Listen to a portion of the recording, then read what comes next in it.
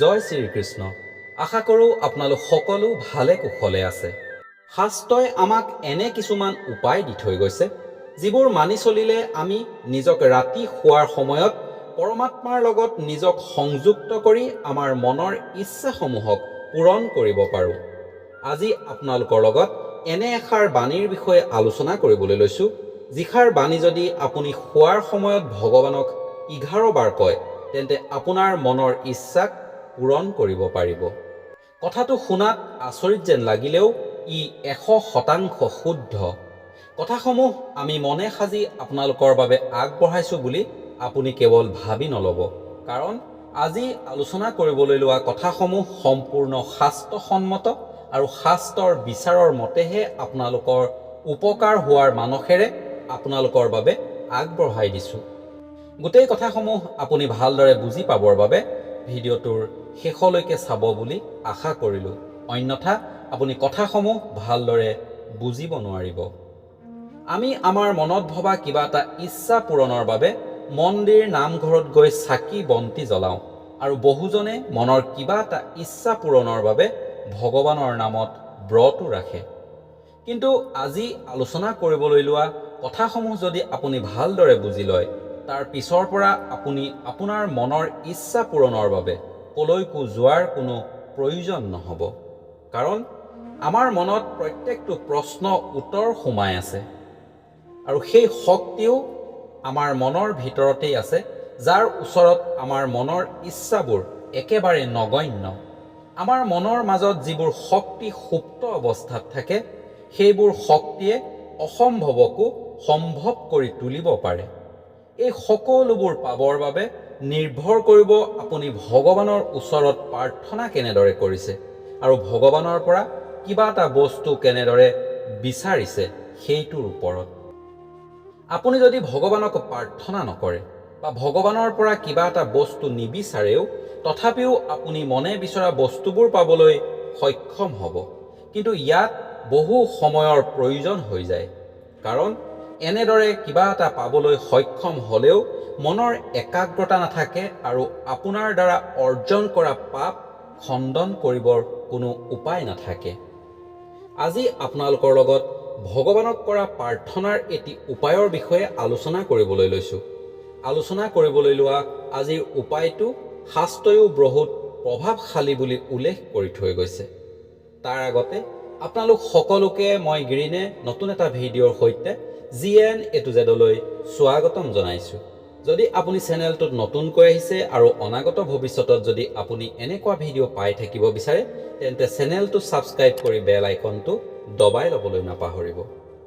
ৰাতি শোৱাৰ সময়ত আপোনাৰ মনত উদ্ভৱ হোৱা সাংসাৰিক, আধ্যাত্মিক বা ভগৱানৰ দৰ্শনৰ বাবে যিকোনো ইচ্ছাক প্ৰথমে আপুনি ভগৱানক 11 বাৰ ক'ব লাগিব। এই কথাসমূহ কওঁতে কেৱল আপুনি মৌনভাৱে ক'বলৈ চেষ্টা কৰিব। এই কথাসমূহ আপুনি কেতিয়াও ডাঙৰকৈ নক'ব। এই কথাসমূহ 11 বাৰ ভগৱানক কোৱাৰ পিছত আপুনি যিজন ভগৱানৰ নাম জপ কৰে, সেইজন ভগৱানৰ নাম জপ কৰি শুই যাবলৈ চেষ্টা কৰিব। ভগৱানৰ নাম 5 মিনিট, 10 মিনিট, যিমান সময় আপুনি জপ কৰিব পাৰে কৰিবলৈ চেষ্টা কৰিব। পৰমাত্মা আমাৰ সকলোৰে ভিতৰতে আছে, সেইবাবে আমি কোনো বস্তু বাহিৰত বিচাৰি যোৱাৰ কোনো প্ৰয়োজন নাই। আপুনি যেতিয়া প্ৰথমে ভগৱানক আপোনাৰ ইচ্ছাৰ কথা ক'ব আৰু তাৰ পিছত যেতিয়া আপুনি ভগৱানৰ নাম জপ কৰিব, তেতিয়া সেই ইচ্ছাবোৰ আপুনি জপ কৰা নামৰ লগত সংযুক্ত হৈ যাব। অৰ্থাৎ আপোনাৰ শৰীৰত থকা সূক্ষ্ম আত্মাই আপুনি জপ কৰা ভগৱানৰ নামত লগ হৈ আপোনাৰ ইচ্ছাবোৰক পৰমাত্মাৰ লগত সংযুক্ত কৰি দিব। কিয়নো শোৱাৰ আগত আপুনি যদি ভগৱানৰ নাম স্মৰণ কৰি কৰি শুই যায়, তেন্তে সেই নাম শোৱাৰ পিছতো গতানুগতিকভাৱে আপোনাৰ মনত চলি থাকে। আমি শুই যোৱাৰ সময়ত আমাৰ জাগ্ৰত মনটোহে শুই যায়, আৰু আমাৰ সূক্ষ্ম আত্মাই পৰমাত্মাক আমাৰ ইচ্ছা কথা গোটেই ৰাতি কৈ থকাৰ বাবে পৰমাত্মাই আমাৰ ইচ্ছা ৰাতিটোৰ ভিতৰতেই পূৰণ কৰি দিয়ে। বন্ধুসকল, এইখিনিতে আপোনালোকক এটি সৰু অনুৰোধ কৰিব বিচাৰোঁ। যদি আপোনালোকৰ ভিডিঅ'টোৰ কথাখিনি শুনি ভাল লাগে, তেন্তে এটা লাইক কৰি আৰু 10 জনে শুনিব পৰাকৈ শ্বেয়াৰ কৰি দিব, কাৰণ এনেকুৱা ভিডিঅ'সমূহ সমাজৰ প্ৰত্যেকজন ব্যক্তিয়ে শুনাটো খুবেই প্ৰয়োজনীয়। আপুনি শুই থকাৰ সময়তে এনে কিছুমান সপোন দেখিবলৈ পাব, যিবোৰৰ জৰিয়তে আপুনি আপোনাৰ ইচ্ছা পূৰণ হোৱাৰ সংকেত পাই যাব। আৰু যদি আপুনি সপোনত কোনো সংকেত নাপায়, তেন্তে ৰাতিপুৱা শোৱাৰ পৰা উঠিয়ে কিবা জীৱ জন্তু বা কোনো মানুহৰ জৰিয়তে হ'লেও সেই সংকেতসমূহ পাবলৈ আপুনি সক্ষম হ'ব।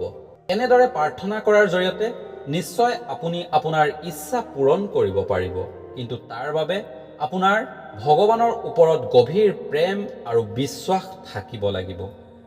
ভগৱানে আপোনাক কিবা এটা প্ৰদান কৰিবৰ বাবে ভগৱানৰ ওচৰত এজন প্ৰিয় ভক্ত হিচাপে নিজক প্ৰতিষ্ঠা কৰিব পাৰিব লাগিব। এদিন বা দুদিন কৰি ফল লাভ কৰিবলৈ অসমৰ্থ হ'লেও আপুনি এই কামটো কৰাৰ পৰা কেতিয়াও বিৰত হৈ নাযাব, কাৰণ আপুনি যদি এই কামটো কৰিবলৈ এৰি দিয়ে, তেতিয়া আপুনি জীৱনত হয়তো পাব লগা ভাল ফলৰ পৰা আঁতৰি আহিবলগীয়া হ'ব পাৰে। আপুনি আপোনাৰ জীৱনশৈলীৰ এটা অংশ বা অভ্যাস হিচাপে এই কামটোক গঢ় দিবলৈ চেষ্টা কৰক। সম্পূৰ্ণ বিশ্বাস আৰু ভক্তিৰে প্ৰাৰ্থনা কৰিলে ভগৱানে এদিন নিশ্চয় আপোনাৰ ইচ্ছাক পূৰণ কৰি দিব। বন্ধুসকল, আজিৰ ভিডিঅ'টোৰ কথাখিনি শুনি আপুনি কেনে পালে কমেণ্ট কৰি জনাব বুলি আশা কৰিলোঁ। আজিলৈ ভিডিঅ'টো ইমানতেই সামৰিছোঁ। অনাগত ভৱিষ্যতত আপুনি আমাৰ পৰা কেনেধৰণৰ ভিডিঅ' পাব বিচাৰে কমেণ্ট কৰি জনালে তেনে ভিডিঅ' প্ৰস্তুত কৰি আপোনালোকৰ বাবে আগবঢ়াই দিয়াত আমাৰ যথেষ্ট সুবিধা হয়। অনাগত ভৱিষ্যতত পুনৰ অন্য এটা ভিডিঅ'ৰ সৈতে আপোনালোকক লগ পোৱাৰ আশাৰে সকলোকে ভগৱানে ভাল কাম কৰাৰ সুমতি দিয়াৰ প্ৰাৰ্থনা জনাই আজিলৈ ভিডিঅ'টো ইমানতেই সামৰিছোঁ। জয় শ্ৰীকৃষ্ণ।